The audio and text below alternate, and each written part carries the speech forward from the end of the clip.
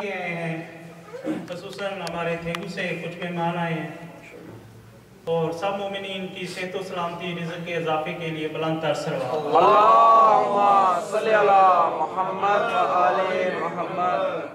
جتنے مومنین بیمار ہیں، خصوصاً ہمارے مظفر بھائی 2 ہفتے سے ہاسپٹل میں ایڈمٹ ہیں، اور جو مومنین بھی جہاں کہیں بھی بیمار ہیں ان کی صحت و سلامتی کے لیے بلند تر صلوات اللہم صلی علی محمد و آل محمد۔ پاکستان میں اور دنیا میں جہاں جہاں بھی مومنین شہید ہوئے ہیں، خصوصاً کوئٹہ میں، ان کی بخشش کے لیے، درجات کی بلندی کے لیے بلند تر صلوات اللہم صلی علی محمد و آل محمد۔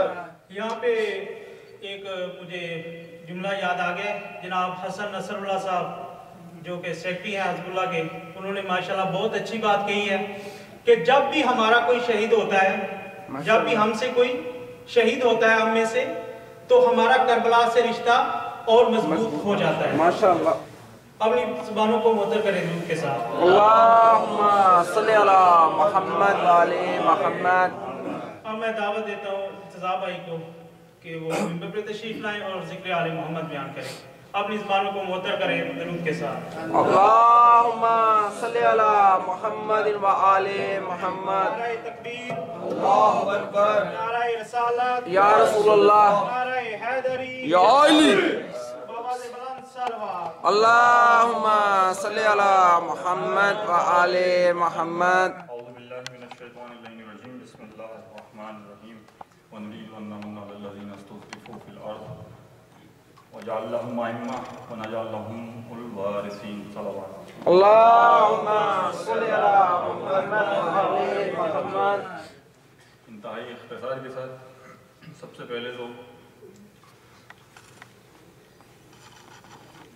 2 دن پہلے جو سانحہ کوئٹہ کے اندر رونما ہوا، تقریباً اب تک 115 افراد شہید ہو چکے اور 150 سے زیادہ زخمی، اور تقریباً 35 گھنٹے ہو چکے ہیں، 36 گھنٹے کہ شہداء کے لواحقین نے وہ 86 جنازے نہیں دفنائے اور وہ علمدار روڈ کے اوپر ویسے ہی رکھے ہوئے ہیں اور وہ دھرنے کے اندر ہیں، اور اس وقت پورا پاکستان بند کیا جا چکا ہے، بالخصوص کراچی بالکل اس کا رابطہ باہر کی دنیا سے کٹا ہوا ہے۔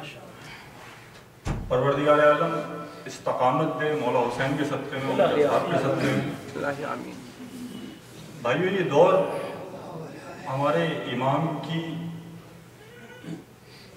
آمد کے لیے متوجہ ہونے کا دور ہے، اور جو واقعات پہلے کوئی ایک واقعہ 10 سال کے اندر کسی چیز کی نشانی کو بتایا کرتا تھا، اب وہ بہت جلدی سب کچھ ہونا شروع ہو گیا۔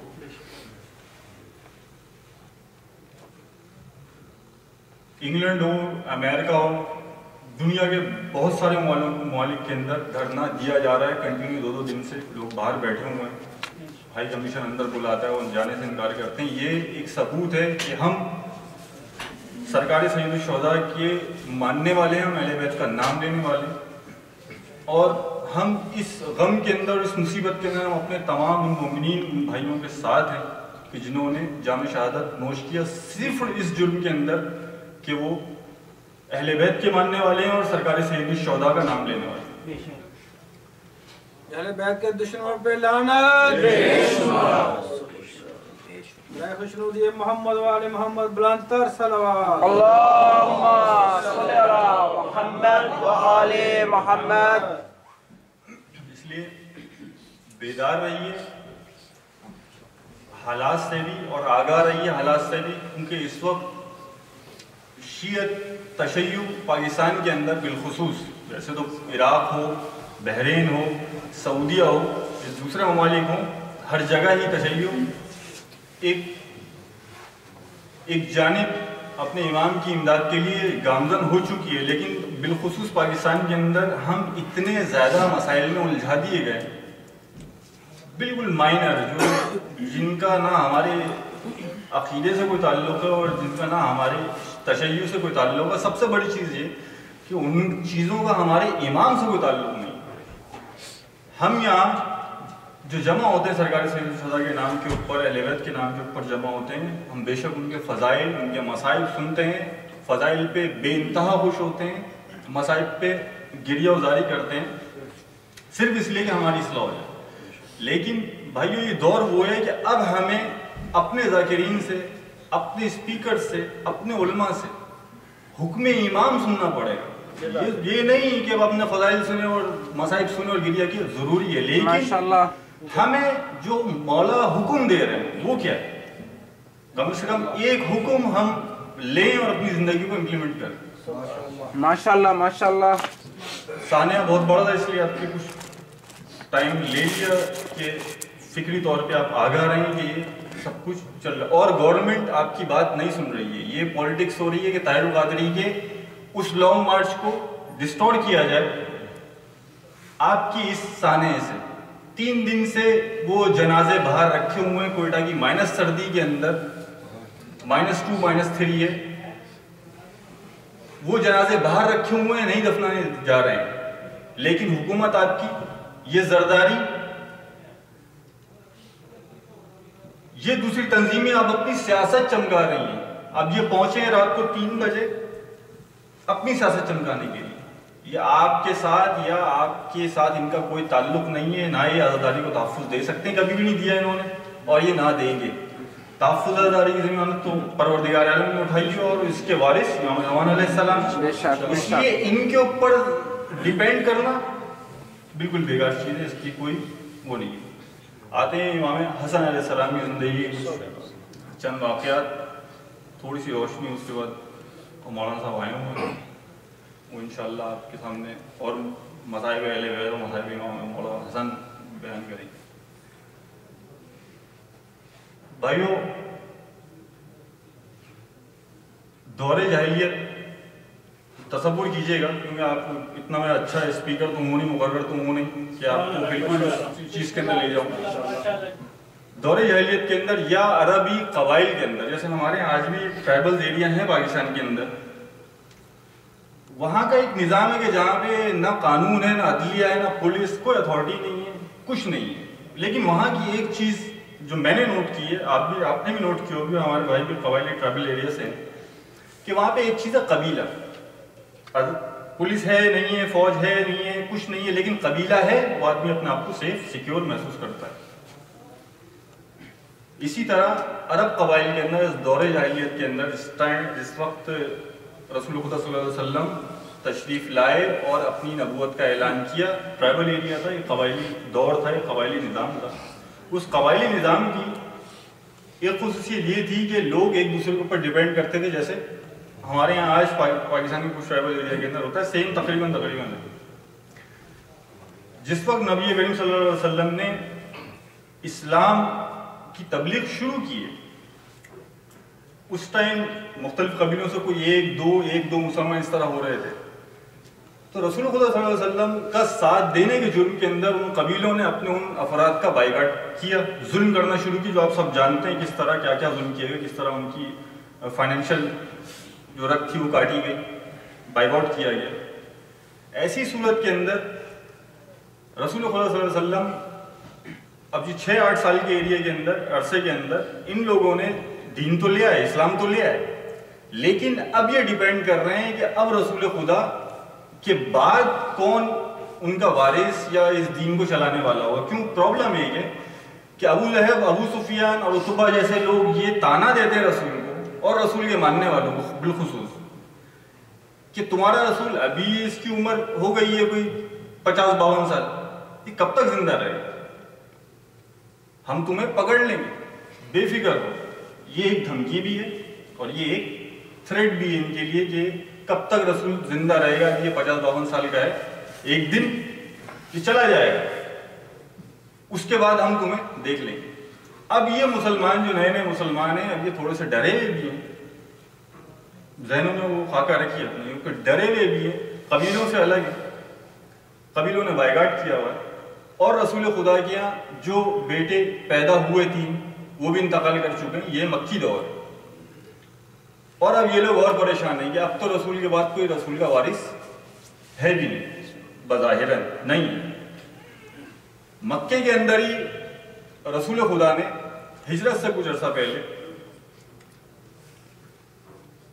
پروردگار نے رسول خدا کو پیغام بھیجا. بسم اللہ الرحمن الرحیم بہت مشہور سورہ ہے اور سب کو یاد ہے, میں پڑھنا شروع کروں سب پتہ چل جائے گا.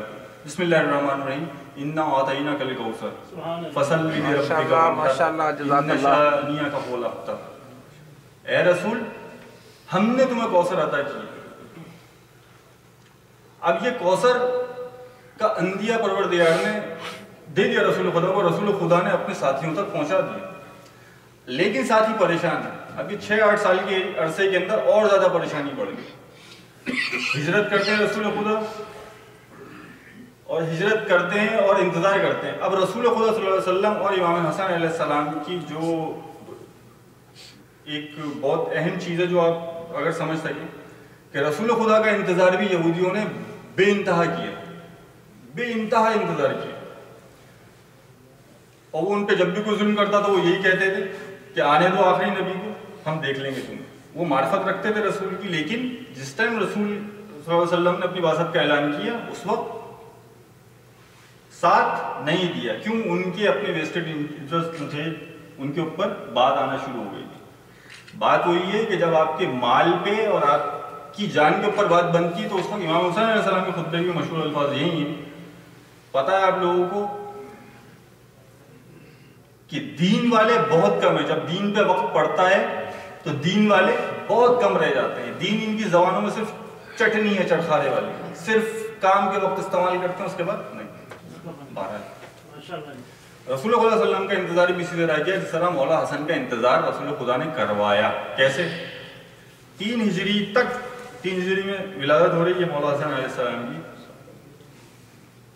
جہاں تک میری اسٹڈی ہے وہ 15 رمضان, اب دن رات کا مجھے کیونکہ اختلاف ہے. رمضان کے دور کے اندر رسول خدا صلی اللہ علیہ وسلم کہہ رہے ہیں کہ اگلی عید تک تم وہ عید مناؤ گے کہ اس عید سے بھی بڑھ جائے گی. تم عید مناتے عید الفطر, عید الاضحیٰ. اب یہ سارے مسلمان دیکھیں جان پہ بن جائے, ہم نے تو اسلام قبول کر لیا لیکن اب ہماری اولادیں سیکیور رہیں, سیو رہیں. یہ ایک منٹ ہے, ایک سائیکی ہے انسان کی کہ رسول خدا بوڑھے ہو چکے ہیں, اب ان کے بعد یہ سلسلہ کیسے چلے گا.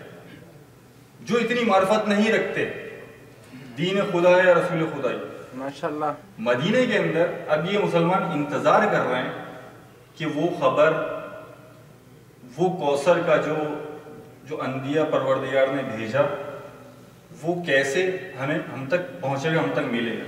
ماشاءاللہ. رمضان کے اندر رسول خدا صلی اللہ علیہ وسلم اعلان کرتے ہیں کہ اگلی عید سے پہلے تم وہ خوشی پالو. اب رمضان بھی آ جاتا ہے اور مسلمان انتظار کر رہے ہیں. پتہ یہ چلتا ہے کہ خانہ رسول خدا اہل بیت کے اندر جناب فاطمہ حاملہ ہیں اور امید ہے کہ یہ 14 اور 15 کی درمیانی رات ظہور ہو جائے گا. رسول خدا صلی اللہ علیہ وسلم مولا حسن کی ولادت پہ جس طرح خوشی انہوں نے منائی اس طرح کی خوشی کبھی مسلمانوں نے عید پہ بھی نہیں منائی. جبکہ پہلے عید یہ بدر کے بعد کا واقعہ ہے, بدر کے بعد پہلا جو رمضان پڑا اس میں یہ مولا حسن کی ولادت ہوئی ہے. ماشاءاللہ. بآواز بلند صلوات. اللہم صلی علی محمد و آل محمد. اسی طرح جس طرح رسول خدا کا انتظار کیا گیا اور جس طرح ہم اپنے امام کا انتظار کر رہے ہیں اور ہمیں کرنا چاہیے, اور جو کچھ اس وقت مسلمانوں کو مولا حسن کے آنے کی, کیوں مولا علی علیہ السلام امام ہیں لیکن وہ اس وقت سے ہیں جب رسول نے اپنی نبوت کا اعلان بھی نہیں کیا. نبوت کے اعلان کے بعد جو پہلا امام ہمیں مل رہا ہے مولا حسن ہے. یہ سگنیفینس ہے ہمارے مولا حسن کی. اور مولا حسن علیہ السلام کے انتظار میں مسلمانوں نے جس طرح خوشیاں منائی آمد کے بعد, ظہور کے بعد, وہ ایک بے انتہا انہوں نے دوسری تمام عیدوں سے بڑھ کر وہ خوشی اس وقت منائی. اس کے بعد مولا حسن کی زندگی کے کچھ واقعات ہیں ان پہ میں روشنی ڈالوں. امام حسن علیہ السلام اصل میں بہت سارے واقعات ایسے ہیں جو امام حسن اور امام حسین کے ہم ایک ساتھ سنتے آئے ہیں اب تک. امام حسن علیہ السلام 10 مہینے کے تقریباً 10 مہینے کے، کیونکہ 11ویں مہینے میں تو مولانا حسن کی ولادت پھر ہو گئی. مولانا حسن مسجد نبوی میں رسول خدا کی گود میں بیٹھے ہیں، اور مولانا حسن کی آمد کے بعد کیونکہ وہ جو کوثر کا تحفہ تھا وہ اب لوگ دیکھ رہے ہیں اپنی آنکھوں سے کہ رسول خدا کہہ بھی رہے ہیں کہ یہ میرا بیٹا ہے، یہ میرا بیٹا ہے، میری نسل ان سے کہہ رہی ہے. اب مجمع مسجد نبوی کے اندر ذرا زیادہ ہو جاتا ہے، لوگ اور زیادہ خضوع و خشوع کے ساتھ رسول خدا کو سنتے ہیں. رسول خدا صلی اللہ علیہ وسلم گود میں مولا حسن کو لیے بیٹھے ہوئے ہیں اور مجمع ہے، اور ایک بہت ہی باروب شخصیت مجمع میں آتی ہے. اب دیکھیں جب کوئی آدمی بہت زیادہ باروب ہو اور وہ مجمع میں آئے تو یہ آٹومیٹکلی لوگ ہیں جو راستہ دینا شروع کر دیتے ہیں. باروب شخصیت ہے، بارش آدمی ہے، بہترین پرسنالٹی ہے، وہ خود ہی راستہ دے دیتے ہیں کہ آگے تک آ جائے. لیکن اصول مسجد نبوی کا رسول خدا کی محفل کا یہی ہے کہ جو بعد میں آئے گا وہ پیچھے بیٹھتا چلا جائے گا، جو ہمارے یہاں بھی ہے کیونکہ ہم بھی اہل بیت کے ماننے والے ہیں، ہمارے یہاں بھی یہ رواج ہے. اب رسول خدا صلی اللہ علیہ وسلم کی محفل لگی ہوئی ہے اور وہ شخصیت چلتی ہوئی آتی ہے اور لوگ راستہ دیتے ہیں اور سیدھے وہ رسول خدا تک پہنچتے ہیں. اور رسول خدا تک پہنچنے کے بعد کہتے ہیں یا رسول اللہ سلام علیکم، آج بھی میں آپ سے کچھ مسائل پوچھنے آیا ہوں جن کا میرے پاس حل سمجھ میں مجھے نہیں آ رہا. اب یہ بھی پہ توجہ دیجیے، اس کا مطلب یہ ہے کہ یہ پہلے بھی آتے رہے. رسول اللہ صلی اللہ علیہ وسلم فرماتے ہیں کہ آج اپنے سوالات کے جواب میرے اس بیٹے سے پوچھ لو. مولا حسن علیہ السلام ہیں 10 ماہ کے. اب ہم کسی عالم مجتہد کے پاس جائیں مثال کے طور اور ہم جا کے پوچھیں کہ جناب میں یہ مسئلہ لے کے آیا اور مجتہد ہمیں کسی بچے کے آگے کر دے یار کہ اس سے پوچھ لو، تو یا تو ہم سوچیں گے یا تو ہمارے ساتھ بہت بڑا مذاق کیا جا رہا ہے یا طنز کیا جا رہا ہے کہ ہمارے مسائل اتنے بیکار ہیں کہ وہ 10 مہینے کے بچے سے پوچھے جائیں. لیکن رسول خدا صلی اللہ علیہ وسلم کہہ رہے ہیں کہ میرے اس بیٹے سے پوچھو، اور اس باروب شخصیت کا کرنا یہ دیکھیے. رسول خدا کا جواب تو تھا ہی تھا. اب صحابی تو پریشان ہوئے، صحابی تو پریشان ہو ہی جاتے تھے. اب رسول خدا کے اس جواب کے اوپر وہ شخصیت مولا حسن سے بات کرنا شروع کرتی ہے اور ایک ایسی زبان میں بات کرنا شروع کرتے ہیں کہ جو کسی کی بھی سمجھ میں نہیں آ رہی. اور اندازہ یہی لگاتے ہیں صحابی کہ یہاں بھی کوئی 10-12 مسائل پوچھیں، اس کے بعد وہ اٹھ کے کہتے ہیں اچھا رسول خدا السلام علیکم. چلنے لگتے ہیں، رسول خدا پیچھے سے آواز دے دیتے ہیں ٹھہرو. رک جاتے ہیں، جی رسول خدا کیا تمہیں اپنے سوالات کے جواب مل گئے؟ ہاں رسول خدا بالکل مل گئے. مطمئن ہو؟ سبحان اللہ سبحان اللہ. رسول خدا کا سوال کیا ہے؟ مطمئن ہو؟ فرماتے ہیں رسول خدا بالکل مطمئن. اس کا مطلب یہ ہوا کہ رسول خدا سے پہلے بھی یہ ملتے رہے. اب پوچھا صحابیوں نے کہ یہ ہیں کون، اتنی بہترین شخصیت یہ ہیں کون؟ رسول خدا فرماتے ہیں کہ یہ خضر پیغمبر ہیں، یہ ہمارے پاس آتے رہتے ہیں. ماشاءاللہ ماشاءاللہ سبحان اللہ. امام حسن علیہ السلام بلند تر صلوات.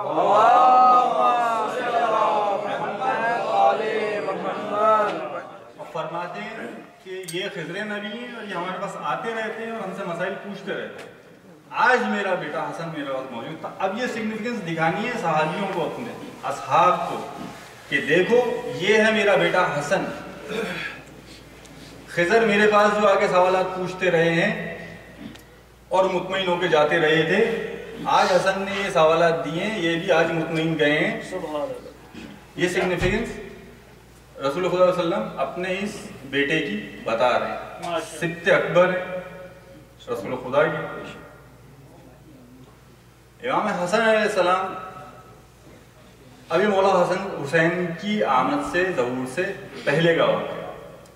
اسی طرح اس سے پہلے واقعہ جو خانہ سیدہ زہرا سلام اللہ علیہ کے اندر ہوا وہ یہ صلی اللہ محمد وعلی محمد. 3 یا 4 دن کے امام حسن علیہ السلام اور جہاں سیدہ خانہ سیدہ کے اندر آرام کر رہے ہیں اور ام ایمن بہت پرانی کنیز ہیں اہل بیت کے گھر کی، وہ موجود ہیں، اور وہ یہ دیکھتی ہیں کہ مولا حسن آسمان کی طرف دیکھ رہے ہیں، آنکھیں جھپک نہیں رہی ہیں اور موشن لیس ہے، بالکل جسم حرکت نہیں کر رہا ہے، باڈی بالکل موشن لیس ہے، گھبرا جاتی ہے، کوئی بھی دیکھے گا گھبرا ہی جائے گا، فوراً جاتی ہیں جناب سیدہ کے پاس، اچھا کچھ کہنا چاہتی ہیں، نہیں کہہ پا رہی ہیں، کیوں؟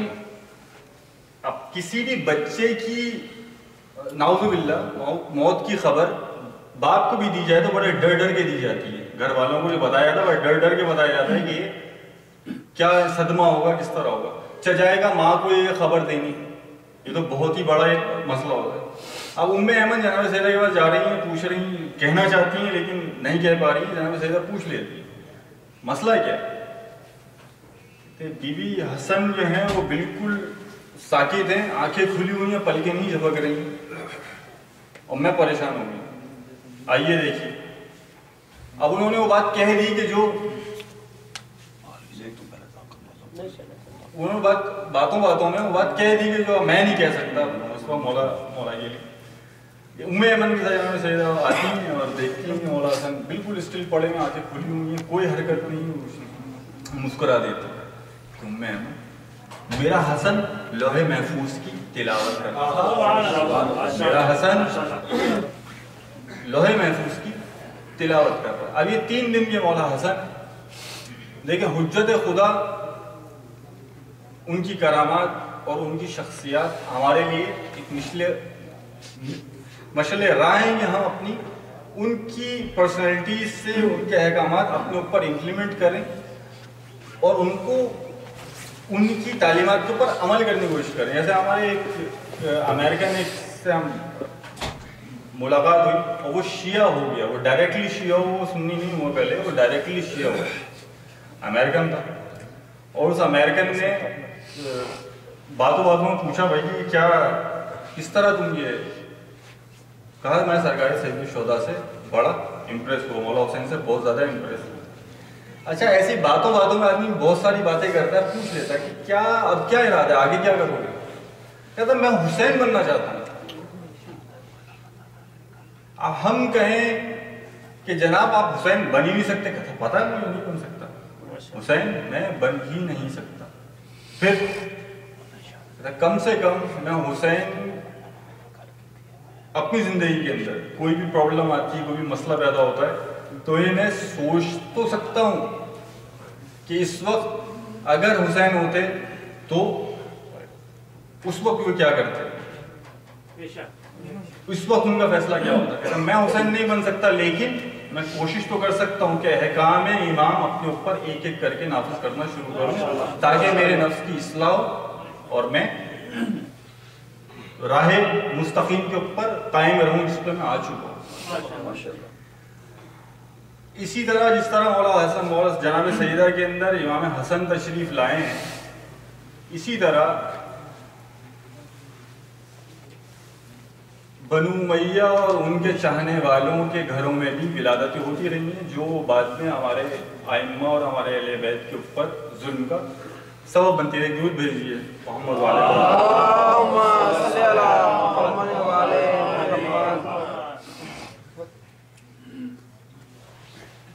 جادہ ابن اشعث کا تو نام آپ نے سنا ہی ہوگا،